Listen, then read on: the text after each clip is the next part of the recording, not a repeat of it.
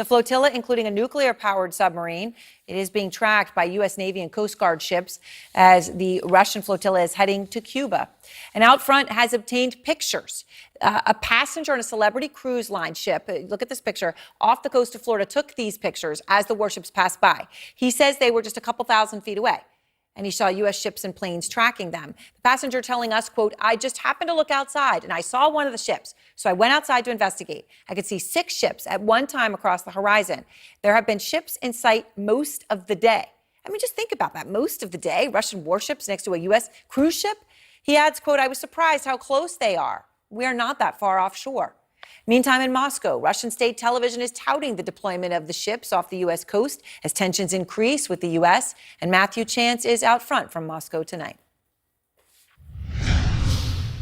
These are the first images of the Russian flotilla steaming towards Cuba, just 90 miles off the US coast. The Russian Defense Ministry says the strike group, including a nuclear-powered submarine, the Kazan, armed with modern caliber cruise missiles, is practicing the use of high-precision weapons.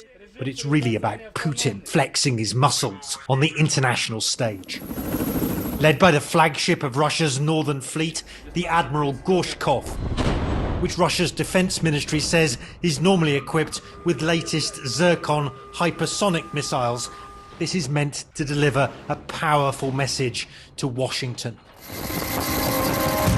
Russian state television has been celebrating the naval deployment, placing some of Russia's most powerful vessels in Cuban waters. Где АПЛ находится? The American media has been discussing the event, reports the Russian news anchor, claiming the Pentagon has no idea where our submarine is positioned. In fact, US officials are downplaying any threat, but Moscow has been signaling displeasure at Washington recently green-lighting Ukrainian attacks on Russian territory with US-supplied weapons. Speaking ahead of the Cuba naval visit, Vladimir Putin warned of a possible Russian response. If they in the West supply weapons to the zone of combat operations and call for the use of these weapons against our territory, then why do we not have the right to do the same, to mirror these actions? I'm not ready to say that we will do it tomorrow, but we, of course, should think about it. Elsewhere, Moscow has been stepping up tactical nuclear drills too, staging exercises with neighbouring Belarus near the Ukrainian border.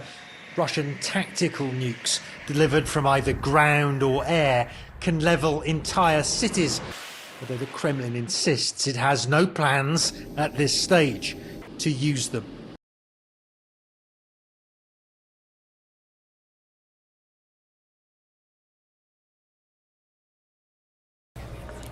So, Wolf, I'm reading notes from our colleagues who are inside the courthouse. Of course, there are no cameras in there, so this is how we've been getting information. And this is some information about what happened after the verdict. We're told that Hunter gave kisses and hugs to family